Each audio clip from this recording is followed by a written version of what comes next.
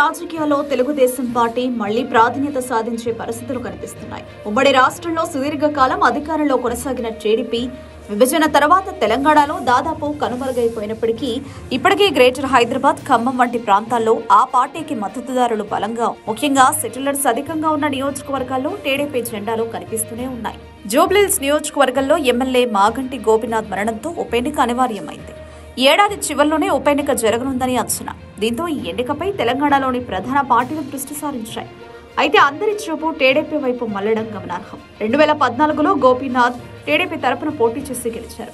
తర్వాత రాజకీయ పరిస్థితుల దృష్ట్యా బీఆర్ఎస్ వైపు అడుగులు వేశారు. కానీ జూబ్లీహిల్స్ లో ఇప్పటికీ కమ్మలతో పాటు సెటిలర్ ఓటర్లు టీడీపీ పట్ల అనుకూల భావన కలిగి ఉన్నారు. అందువల్ల ఈ ఉప ఎన్నికలో టీడీపీ నేరుగా బరిలో లేకపోయినా ఎవరికి మద్దతు ఇస్తుందనే అంశం కీలకంగా మారింది. బీఆర్ఎస్, బీజేపీ రెండూ టీడీపీ అనుకూల ఓటర్లను ఆకర్షించడానికి ప్రయత్నాలు చేస్తున్నట్లు సమాచారం. గోపీనాథ్ కుటుంబ సభ్యుడిని బీఆర్ఎస్ అభ్యర్థిగా నిలబెట్టే అవకాశం ఉందని తెలుస్తోంది. మరోవైపు కాంగ్రెస్ పార్టీ మాత్రం బీసీ నేత నవీన్ యాదవ్ కు అవకాశం ఇచ్చే దిశగా ఆలోచిస్తోంది. నవీన్ యాదవ్ కుటుంబానికి గతంలో టీడీపీతో సాన్నిహిత్యం ఉన్నందున ఆ ఓట్లు తమ వైపు వలుస్తాయని సీఎం రేవంత్ రెడ్డి లెక్కలు వేస్తున్నారని ప్రచారం.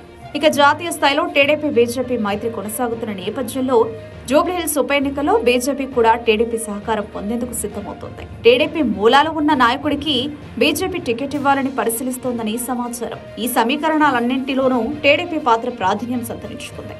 నేరుగా పోటీ చేయకపోయినా మద్దతు ఎవరికి ఇస్తుందనే అంశం జూబ్లీహిల్స్ ఉప ఎన్నిక ఫలితాన్ని నిర్ణయించే స్థాయిలో ఉంటుంది. దీంతో తెలంగాణలో మళ్లీ ఒకసారి టీడీపీ పేరు చర్చలోకి వచ్చేసింది. రాబోయే రోజుల్లో టీడీపీ అధినేత చంద్రబాబు నాయకత్వం ఏ నిర్ణయం తీసుకుంటుందన్నది తెలంగాణ రాజకీయాల్లో ఆసక్తికర మలుపు కానుంది.